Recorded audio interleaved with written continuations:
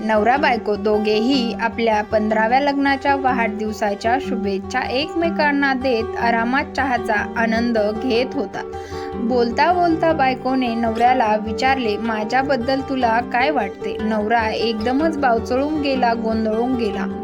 आता त्याला अशा प्रश्नांची सवय राहिलेली नव्हती. जेव्हा नवीन नवीन लग्न झाले होते तेव्हा ठीक होते. त्यावेळी बायकोकडून दिवसातून एकदा तरी हा प्रश्न त्याच्या समोर यायचा आणि त्यावेळी त्याच्याकडे खूप भारी भारी उत्तरे तयार असायची. परंतु लग्न होऊन काही वर्ष झाल्यावर संसार नावाची प्रश्नपत्रिका सोडवता सोडवता ही असली तोंडी परीक्षा पार विसरतच गेला आणि काही वर्ष एकदमच शांत असताना अचानक आज हा प्रश्नरूपी बॉल बायकोने टाकला आणि चहाचे रिकामे कप घेऊन बायको स्वयंपाक करायला निघून गेली. काही वेळानंतर नवरा स्वयंपाकघरात गेला. तेव्हा बायको पोळ्या करत होती. हातात लाटणे आणि समोर तापलेला तवा होता. नवऱ्याने संभाव्य धोका ओळखला आणि सांगण्यासारखे खूप प्रचंड आहे, संध्याकाळी सावकाशपणे सांगतो असे म्हणून नवरा कामावर निघून गेला. नवरा घरातून बाहेर पडला खरा, पण घर काही डोक्यातून बाहेर पडत नव्हते. पूर्ण दिवस शब्दांची जुळवाजुळव करण्यातच गेले. खूप कठीण असते हो नात्यांचे गणित. एकदा का भावनेत अडकले की ते शब्दातून सोडवणे खूप कठीण असते. नवरा विचार करत होता, काय सांगावे? राजा मी, तू माझी राणी वगैरे असं काही म्हणावे का?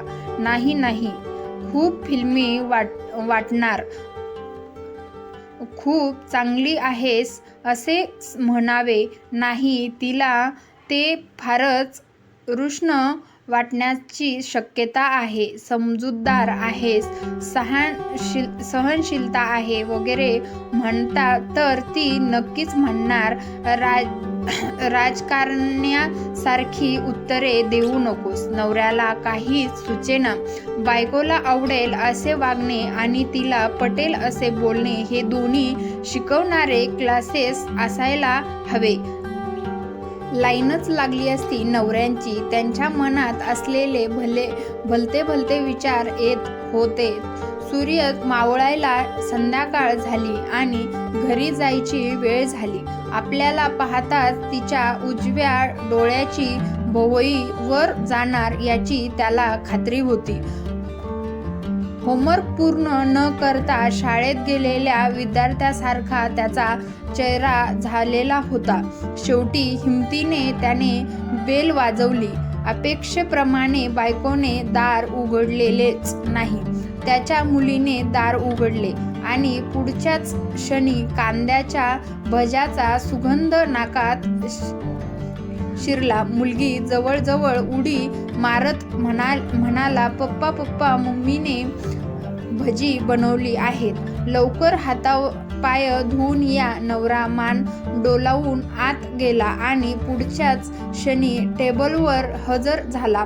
बायकोने भज्याची प्लेट समोर मांडली. त्याने विलक्षण अपराधी चेहऱ्याने तिच्याकडे पाहिले. बायकोने जोरात हसत विचारले, काही सुचले? नवऱ्याने कानार्थी मान हलवली. तशी ती पटकन टाळी वाजवून आनंदाने म्हणाली, मलाही नाही सुचले. माझ्याबद्दल तुला काय वाटते? नवरा बायकोत पुन्हा गोंधळला. इतकी अनपेक्षित प्रतिक्रिया आणि ती सांगायला लागली, काही दिवसांपूर्वी माझ्या एका मैत्रिणीने मला विचारले, तुला तुझ्या नवऱ्याबद्दल काय वाटते? 5-6 दिवस विचार केला, पण मला काही सांगताच येईना.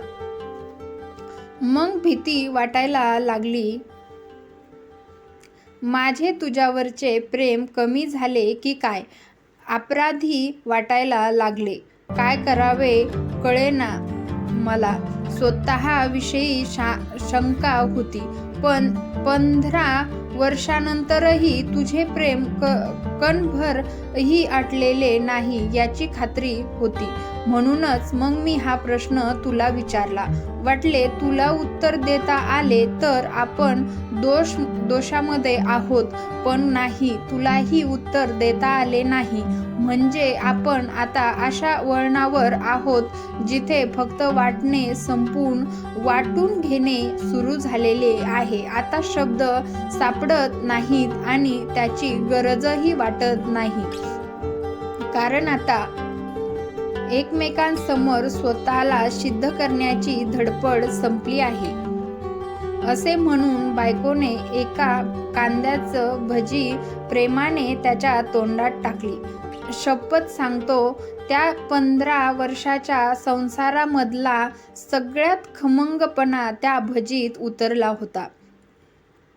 तुम्हाला स्टोरी आवडल्यात लाईक, शेअर, सबस्क्राईब.